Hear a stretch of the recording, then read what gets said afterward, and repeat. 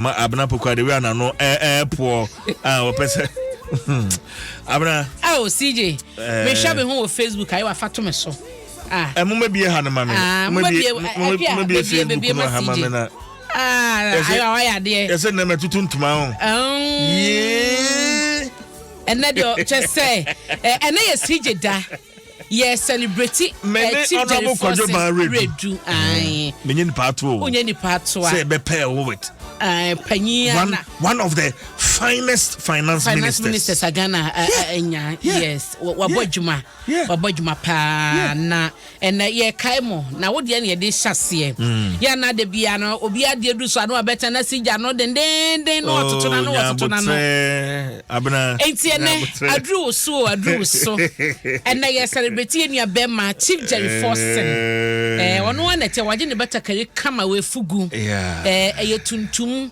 ena stars de dem ena say blue black and so dem efata no pa anopa mi sia me hu no kwanom so na me nua be ma waye de na man kan kire no me se me twen ma be ka wo ha na obi a hu se maka fu CJ me am chief enti CJ na ye celebrate wu na wo be boy enkomo kakra when na ye CJ hyase wo he boy enkomo ahyase no menim se men hyase free baby a ye wo me baby a wo hu ni hia okay abna ye wo me wo akosombo government hospital okay ahoni ye wo me na ya wo me nkwa na ye mienu na se me ya ta okay me ya ta me na me ye penny ye wo ye wukuada May bosomene de toso enson 7th May okay 19 and on I mean to me some so say oh me the minimum to the nka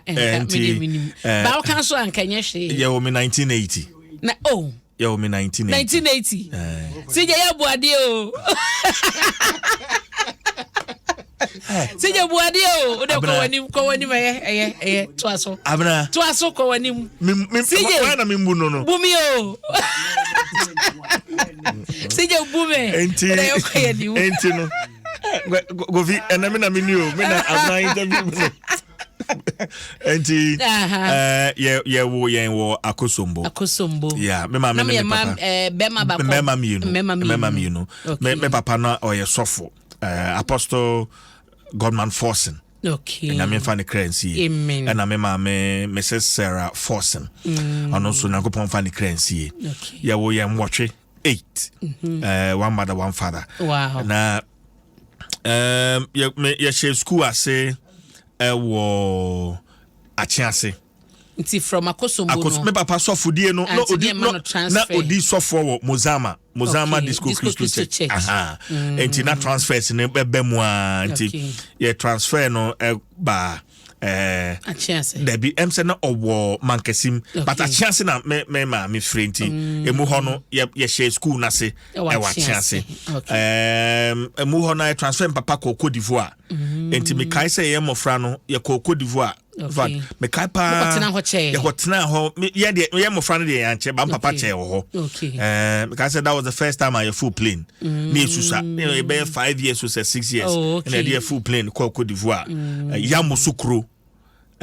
Yamoussoukro Cote d'Ivoire and Kodi sofo no kakra wo ha yesan so ebaye and afi ye transfer no ba enkran ha enti nkran ha no Mozama sorry mo ye call Medo Preparatory School wo da command mintimi hu sa school neguso ho Medo Preparatory School na ye free Medo call JHS or Jacobs so abeka Jacobs Preparatory School nje ho na ye try BC ye ne first batch ye try wo Fadama school ho Jacobs no ye private school nti ye ne first batch ye try okay yes sabre na eto papa ko sabre ne private school there oh we can sabre no na and me say nti no say once I talking about 1993 94 you see do be ko private school na just kakra wo fie oh nyame adoma na sana mechi emu nheda anya den sa but na den there because say we ya wofo na wo mamu enwotwe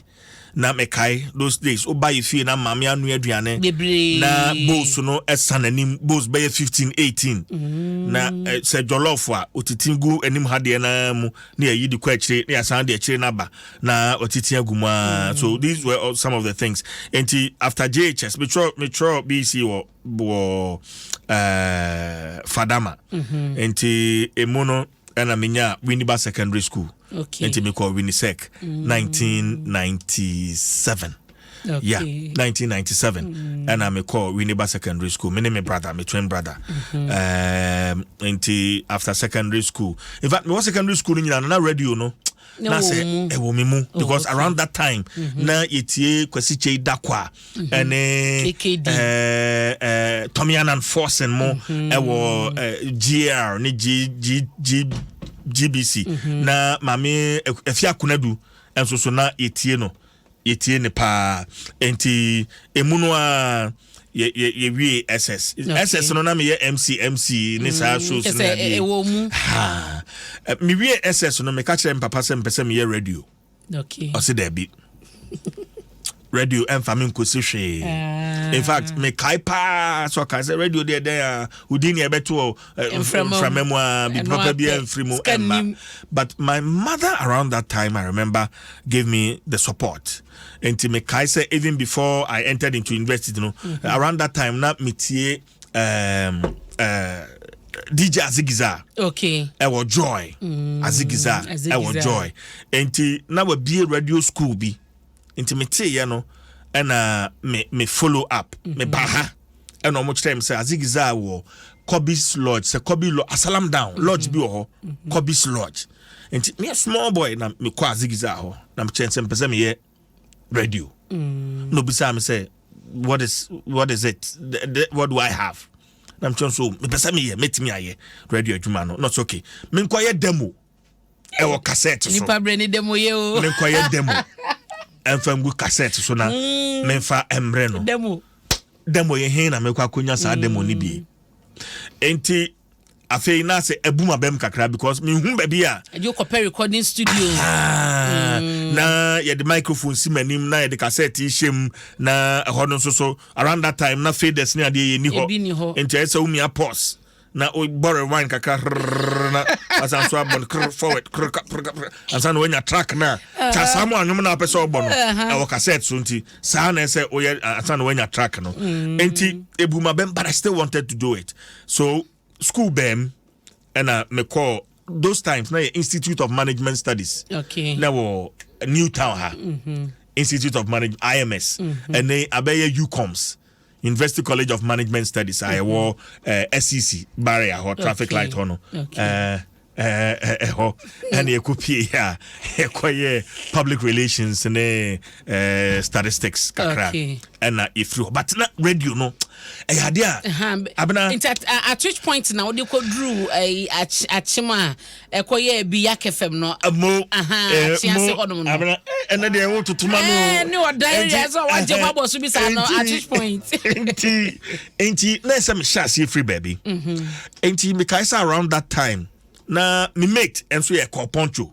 Okay e call poncho e said in what that yeah na e call Happy FM na afei na Happy FM Kingsman e bie no foforo aboso kan ho enti me frɛ call na ka say call chale uni am pese me ye radio e bi wo de ma me ndidi wachi enti me didi de call poncho achi na o say me force me man person so or the back who the programs manager Oyokuoba GC and around that time or a programs manager na otwi red sports car bi sports car red bi atun husi pa but yeah enti ye ko hu Oyokuoba na Oyokuoba say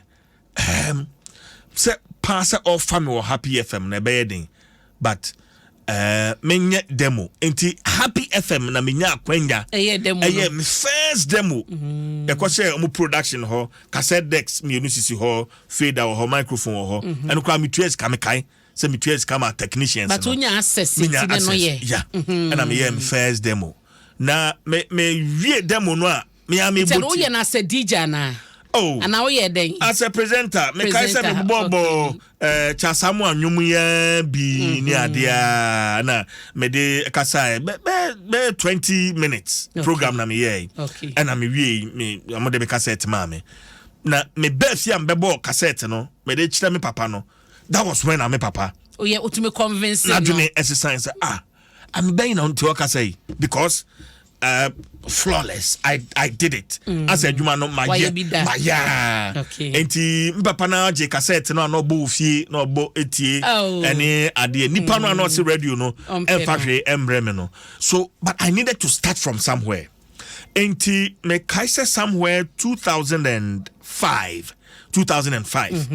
Na my twin brother na odi sofo bi achi osofo kunumame Elvis Opon Suleiman no di nachi nti sofo no ekoye crusade wo oda nti menuani du oda no omo ko preach wo Biak FM. Okay. Nti omo preach wo Biak FM no say my twin brother menuani obetimi anya opportunity wa ha nti ofrem say me so me tonum. Okay, a great voice. Yeah, and no was me tonum nti. Na so be tonum wa so so nya voice papa no we atonum no. Ofrem say and no kwa da nya me dia chewo. Memra na asa me be tonum ama sofo no ano. Me take because sofo no live worship and san we preach. Omo the keyboard ni ade nyina kwa asori ho. Nti me wura Biak no I felt that I can start from here. I can start from here. Enti oprichi me tonyo mano ye crusade wo da Koko shared no enim ho no machem da MTN office no opposite ho. Okay. Enti na me tonyo mano ye wie program no na me ka kire ne say papa won radio for ne kasa na me ni omo enya adwuma management around that time Eugene Painting and I know your general manager. Eugene Painting me ni share your high FM. Yeah, Eugene my boss. Oh okay. Yeah, okay, Eugene Painting my boss. Enti emu honom say bedaman be attachment. Enti me to attachment fee. Okay. Na fee me started attachment Okay. But surprisingly me started attachment my first program I me omo me midnight.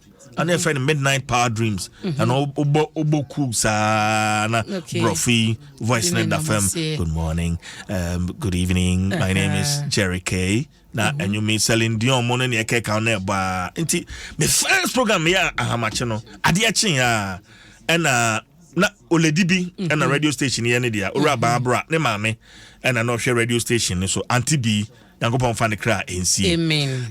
Auntie B frame say Jalige oh yeah dear pese ye foul nanso ye ntua woka to ben namasia and I'm say mate and no was my breakthrough if you should ask me enti abna yam fancy ho na enkomo no de people's forum ye be san to aso ne ya because na was ye wie enti ebredenti ye be poso ha ya babia unya breakthrough and babia wo free ho no ma free Biak babia bedru ya wo de be pie mu wo multimedia no enkomo bebre enkomo but ye bedi enti atiefo ye se bobo enne na ye be wie enti no me wie be pepesi na CJ wie people's forum ye be san back e san se na ye celebrate no ye papa kwadwo ban redu omo na ye celebrate omo enne etu hwe Facebook ayiwa 05 yati na ba wodi ato kama CJ ne da hayi na me Facebook no mumbie mame right away tie ne waje ho me na wo pa waje ho me na